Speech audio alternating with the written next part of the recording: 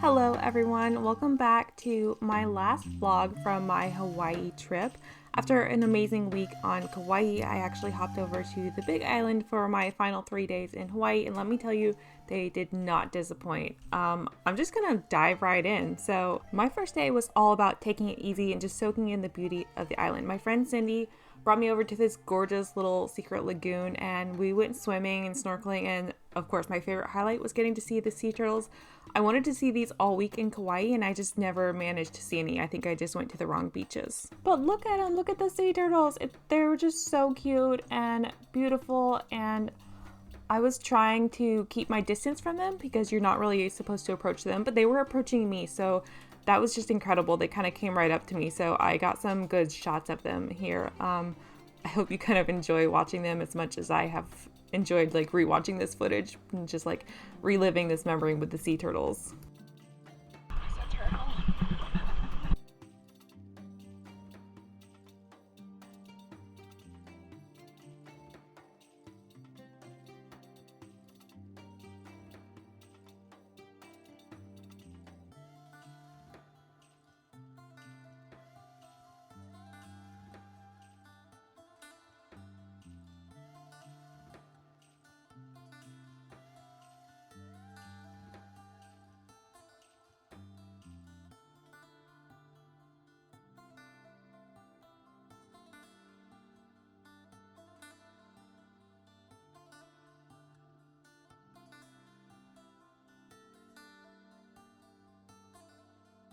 In Hawaiian culture, the green sea turtle, or the honu as it's called, symbolizes like good luck. And so it's kind of cool, like the fact that they were approaching me, like that's kind of a symbol of like good fortune and protection to those who is like respecting them and appreciating them. So I thought that was really sweet that they were coming up to me.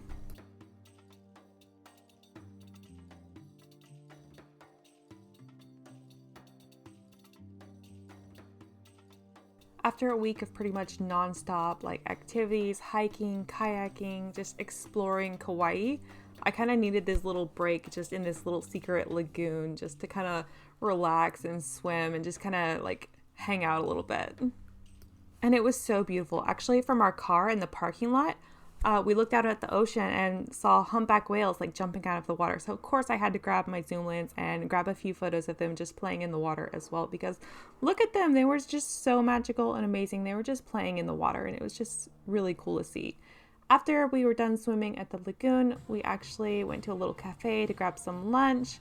We stopped at a tiny farmer's market and grabbed some fruit, and then of course we also just did a little shopping in downtown Hilo, checked out some art galleries. I saw so many amazing pieces of art by different artists.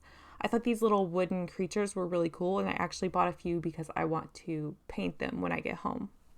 And we just kind of took it easy today. Just checked out all the shops, had fun, just enjoyed my friend's company. I also discovered a new favorite artist, and although she has no idea who I am, I just want to show you her work. I found it in this little shop in Hilo. Her name is Danielle Burnside, and she like embellishes all of her prints and her art with like copper and gold leaf. And I just think her ocean animals are just so beautiful. Like, I loved everything. I definitely bought some of her postcards and stickers while I was in this shop because look at how beautiful they are. Go check her out. Her website is danielleburnside.com.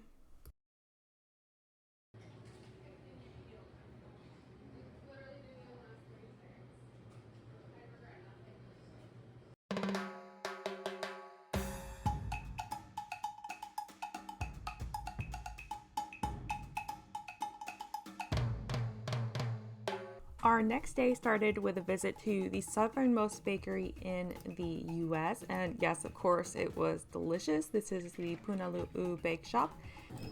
We got some malasadas, which were delicious, and then a few other yummy snacks for our day, and then we just kind of walked around the cultural center next door to the bake shop, just enjoyed all the different plants and views, and ate our yummy malasadas.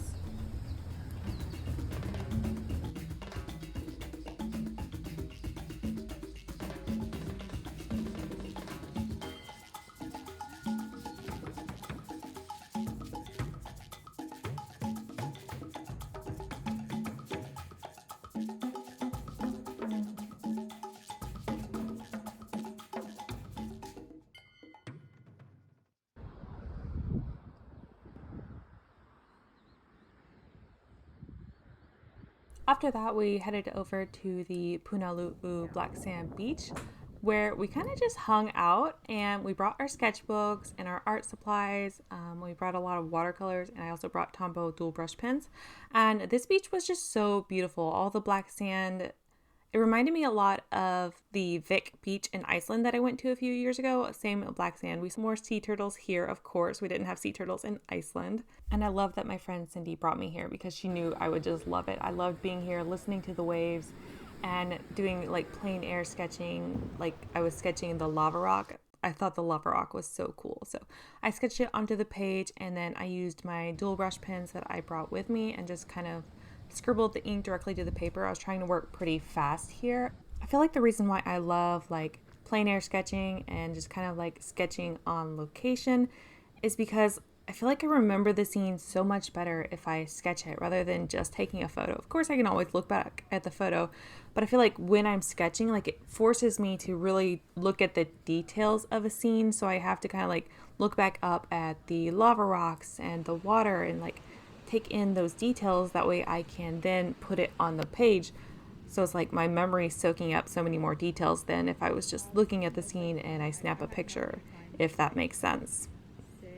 I did kind of want to like add a whole bunch of little fun dots, so I used a mono drawing pen and I just kind of like took my time just dotting the paper because I wanted to get that texture of the lava rock in there. And of course, here's how it turned out. Let me know in the comments if you think I did a good job kind of capturing the lava rock and the black sand and the green palm trees.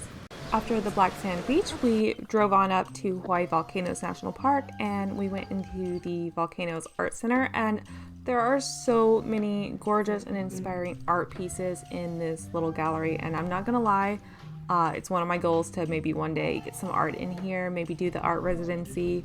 We'll see, guys. It would be amazing. This piece I absolutely fell in love with, this painting of Pele, the fire goddess. I just think it is incredible, and there was just so many beautiful pieces here in this gallery.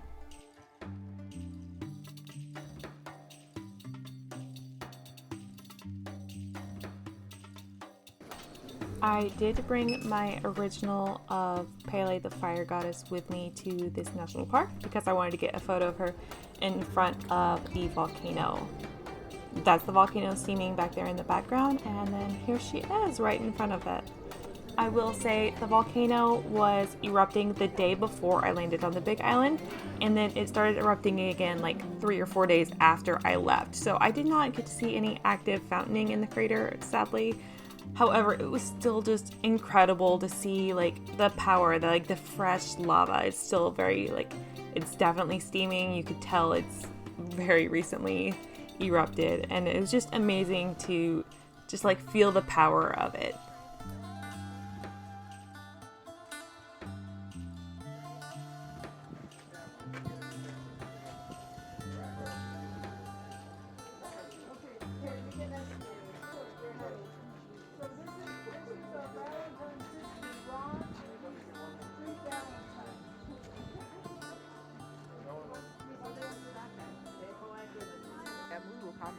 Because I guarantee you the park's open 24/7. No one else will come up here for you. Well, that's amazing.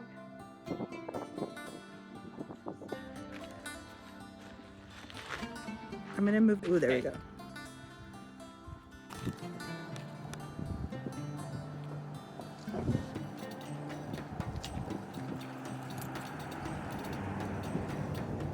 See, and these are mild, Jefferson says, compared to those over there. Those will burn you. A couple other really cool things that we saw were these steam vents, so you could like sort of stick your face in the steam from the active volcano.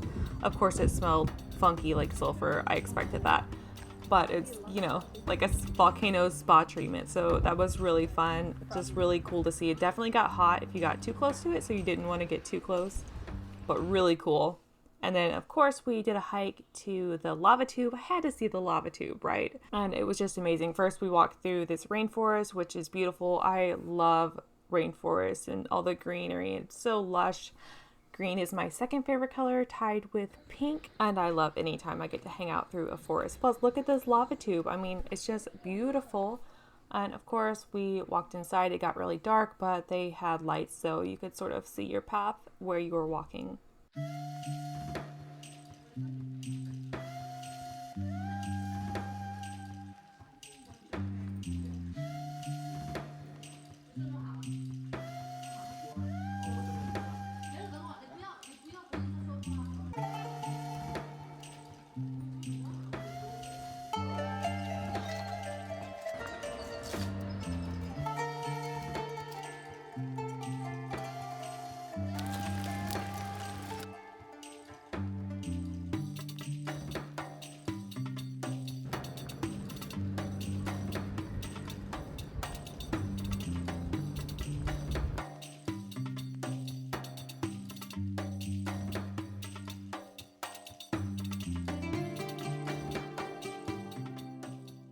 For my final day in Hawaii, we drove up to Mauna Kea to watch the sunset.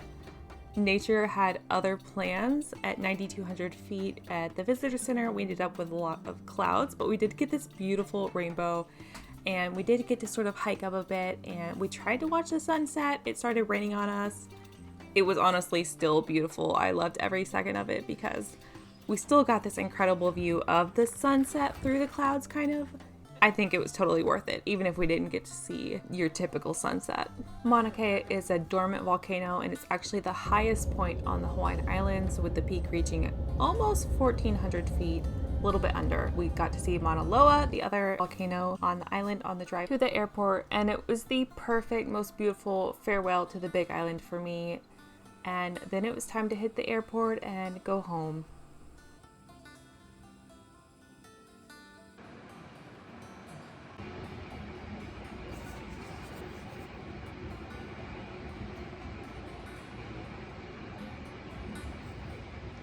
Alright, I am in LAX.